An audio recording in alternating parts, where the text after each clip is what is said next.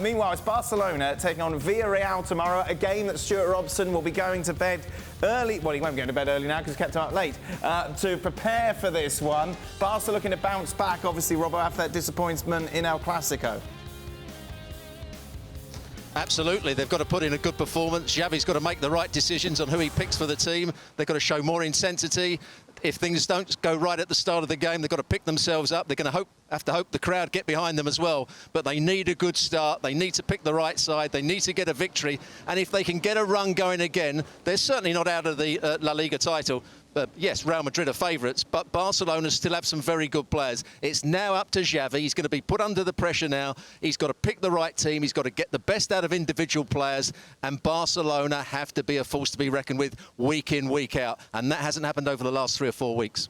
There are a lot of poor performances, weren't there, Ali, in El Clasico. You look at the likes of someone like Sergio Busquets, who Xavi was asked about today. He inevitably defended his player. What do you do with him, though? Particularly, let's talk about this game against Villareal. Do you keep and pursue with him?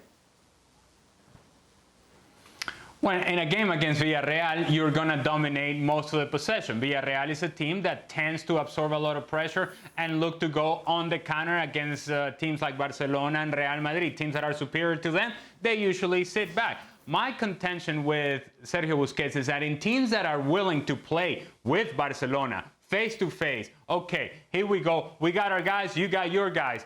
I got a team like Real Madrid who has that sort of power through the midfield. He just can't keep up. If you put anybody that can run, that can move a little bit with any sort of speed through the midfield, they're going to run right by Sergio Busquets. And if Barcelona is not able to control the pace of the game, then he becomes a surplus for this team. He becomes a liability, if you will, because if he's not participating in controlling the pace of the game and he's not going to help you defensively, then what does he bring you to Barcelona? I think it is time for Xavi to look very hard at the possibility that the era of Sergio Busquets as your starting central midfielder, unless you're controlling the pace of the game, cannot be Sergio Busquets. Now, of course, he's going to come out to defend him. That's his team captain. You've already alienated Jordi Alba. You already pushed aside Gerard Piqué. It would be a huge move to then now move Sergio Busquets onto the bench as well. But I think right now, given the performances, it's a move that is required.